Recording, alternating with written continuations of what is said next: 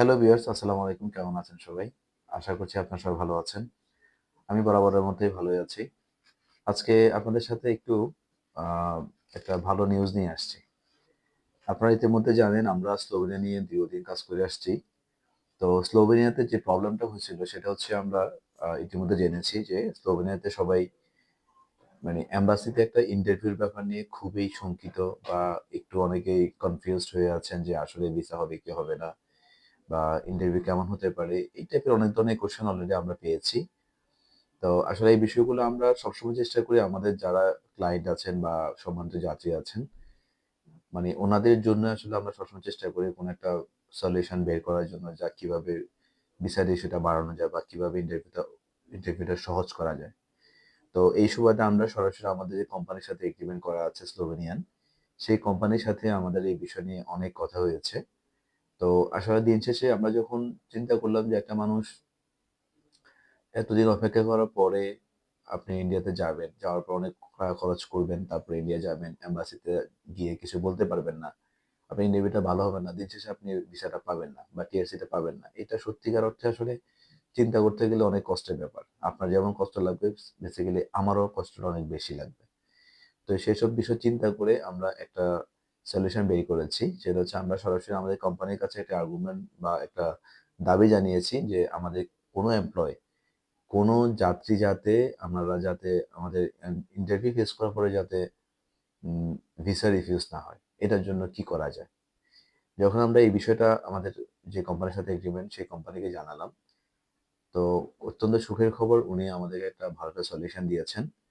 উনি আমাকে অ্যাডভাইস করেছেন যে যারা আপনার যাত্রী বা যারা আমাদের ভিসার জন্য এপ্লাই করেছেন ইতিমধ্যেই তাদের ইংলিশে পারদর্শিতা কেমন? তো আমি অন এন্ড অ্যাভারেজ বলছি সবাই গ্র্যাজুয়েশন কমপ্লিট করা আছে। কেউ পোস্ট গ্র্যাজুয়েশন করা আছে। তো নরমালি পোস্ট গ্র্যাজুয়েশন করা বা গ্র্যাজুয়েশন করা আপনাদের কিন্তু মোটামুটি ইংলিশ সম্বন্ধে ভালো একটা ধারণা আছে। তো সেজন্য উনি আমাদেরকে একটা আ একটা শিট আমাদেরকে গতকালকে রাতে আমি পেয়েছি। একটা শিট দিয়েছে যেটার মধ্যে আ কিছু কোয়েশ্চেন আছে। কোয়েশ্চেন এবং আপনার অ্যান্সার দেওয়া আছে একই সাথে।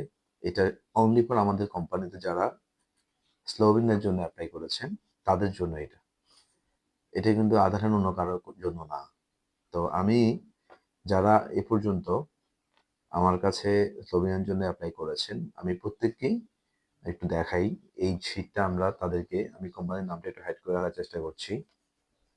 এই শিটটা আমি সবাইকে আমি এই শিটটা দিব। এখানে টোটাল ৪২ টা কোয়েশ্চেন আছে। এই ৪২ টা কোয়েশ্চেন যদি আপনারা কমপ্লিট করতে পারেন, মোটামুটি ঠোঁটস্থ করতে পারেন, নট মুখস্থ, ঠোঁটস্থ করতে হবে। ৩ টা পেজে ৪২ টা কোয়েশ্চেন আছে। এই কোয়েশ্চেনটা যদি আপনারা কমপ্লিট করতে পারেন, কোয়েশ্চেন আনসার গুলা, তাহলে উনি আমাকে কনফার্ম করেছে 100% ভিসা হবে। মানে এই প্রশ্নগুলা থেকেই আপনাকে কোয়েশ্চেন করবে। এর বাইরে কিছু করবে না। এর বাইরে সর্বোচ্চ আপনার নামটা জিজ্ঞেস করবে বা আপনার পাসপোর্ট নাম্বার তো সবার এক থাকবে না। পাসপোর্ট নাম্বারটা জিজ্ঞেস করবে। এইটুকু যদি আপনি এনশিওর করতে পারেন, আল্লাহর রহমতে আমরা সিউর যে আপনার ভিসা হবে। কোনো মিস হবে না। তো আপনাদের কাছে একটা রিকোয়েস্ট থাকবে যে এটা হচ্ছে আমি যারা আমাকে ফাইল জমা দিয়েছেন তাদের উদ্দেশ্যে বলছি। আমি সবাইকে ইন্ডিভিজুয়ালি সবাইকে ফোন করব। তারপরেও বলছি যে ভাই দয়া করে প্লিজ অন্তত আমার এই কোয়েশ্চেন অ্যান্সার এর শিটটা কারো কাছে শেয়ার করবেন না। প্লিজ। আমি শুধু এটা খুবই কনফিডেন্সিয়াল একটা বিষয়। আমি শুধু আপনাদেরকে এটা এনশিওর করলাম যে শুধু আপনারাই জিনিসটা আপনারা স্টাডি করবেন। এটা আপনাদের খুবই ক্লোজ বন্ধু, ভাই কারো কাছে শেয়ার করা যাবে না। এটা আপনাদের কাছে হাম্বল রিকোয়েস্ট। কারণ আমি চাই না এই জিনিসটা সবার কাছে চলে যাক। কারণ এটা আমাদের কোম্পানি রিলেটেড কোয়েশ্চেন কোম্পানি সম্বন্ধে বা আমরা এটা অনেক কষ্ট করে ম্যানেজ করেছি। এই রেসপেক্ট টুকু অন্তত আমার প্রতি রাইখেন। এটা আপনাদের প্রতি রিকোয়েস্ট। আর যারা এতদিন যারা স্লোভেনিয়ার জন্য ফাইল দেওয়ার জন্য চিন্তা করছেন, শুধু এই চিন্তা করেই কেউ ফাইল দিচ্ছেন না যে ইন্টারভিউ যদি খারাপ হয় ভিসা হবে না। তো তাদের উদ্দেশ্যে বলছি, নিশ্চিন্তে আপনারা ফাইল দিতে পারেন। ইনশাআল্লাহ আমরা এই যেহেতু একটা সুবিধা পেয়েছি, সুবিধা বলতে এটা বলতে পারেন পরীক্ষার আগে প্রশ্নপত্র পাস। হুম? তো যেহেতু আমাদের পরীক্ষার আগে আমরা প্রশ্নপত্র পেয়ে গেছি, সাথে আনসার শিটও পেয়ে গেছি। সো এখানে আমার কাছে মনে হয় না আর কোনো কিছু মানে ভাবার বা চিন্তা করার বাকি আছে। সো আপনারা যারা ইতিমধ্যে স্লোভেনিয়া নিয়ে ভাবছেন, আমি বিশ্বাস তারা সরাসরি চলে আসবেন অফিসে। ডিটেইলস অনেকে আলাপ করেছেন বা আরও করতে চাইলে অফিসে চলে আসেন। এসে ফাইল সাবমিট করেন, ইনশাআল্লাহ আমরা কাজ করে দিব। আর আরও সুখের সংবাদ হচ্ছে আমরা আমাদের ভিডিওতে ৩-৪ জনের ভিডিও অলরেডি আপনারা দেখেছেন। বিশেষ করে রিপন ভাই, সুমন ভাই, তারপর হচ্ছে মাহবুব ভাই সরি। ওনাদের খুবই শীঘ্রই আমি খুব আশা করছি হয়তো মার্চের মধ্যে ওনাদের ফিঙ্গার ডেট চলে আসবে। তো আপনারা সবাই ওনার জন্য আমাদের জন্য দোয়া করবেন। যাতে ওনাদের ফিঙ্গার দেওয়ার পরে ওনাদের ভিসাটা হয়ে যায়। ইনশাআল্লাহ হয়ে যাবে। যদি আমরা এই শীটটা যদি এটলিস্ট কমপ্লিট করতে পারি, আমার বিশ্বাস যে এখানে কারো মিস হওয়ার সুযোগ নেই। এটা হচ্ছে বিষয়। আর স্লোভেনিয়া নিয়ে আর টেনশন আমার আসলে বেসিক্যালি আমিও অনেক টেনশন করছিলাম। তো যে কি কোয়েশ্চেন হতে পারে, কেমন হতে পারে, এটা নিয়ে সবসময় আমার একটা টেনশন ছিল। আশা করি সেটা সলভ হয়ে গেছে। আলহামদুলিল্লাহ আমরা এটা পেয়েছি গতকালকে। ইনশাআল্লাহ আমি যারা ফাইল দিয়েছেন সবাইকে আমি এটা সেন্ড করে দিব। আজকের মধ্যে সেন্ড করে দিব। আপনারা যেহেতু মাঝখানে ৩-৪ দিন ভ্যাকেশন আছে, এই ভ্যাকেশনে আপনারা একটু স্টাডি করবেন ভালো করে, মুখস্থ করে ফেলবেন। সবচেয়ে বড় কথা আমি কিন্তু আপনাদেরকে যেকোনো সময় ফোন করব। করে যেকোনো একটা কোয়েশ্চেন জিজ্ঞেস করব। ভাই যদি বলতে না পারেন আমি কিন্তু ভাই একটু মন খারাপ করবো এবং আপনার সাথে রাগারাগি করতে পারি। সত্যি কথা যেটা। কারণ ভাই আপনার যেমন স্বপ্ন ইউরোপ যাওয়া, আমারও স্বপ্ন আপনার কাজটা হোক। হইলে আমার ২ টা পয়সা ইনকাম হবে ভাই, সোজা বাংলা কথা। সো আমি চাবো না যে আপনারা কেউ ফেল করেন। সবাই পাস করবেন।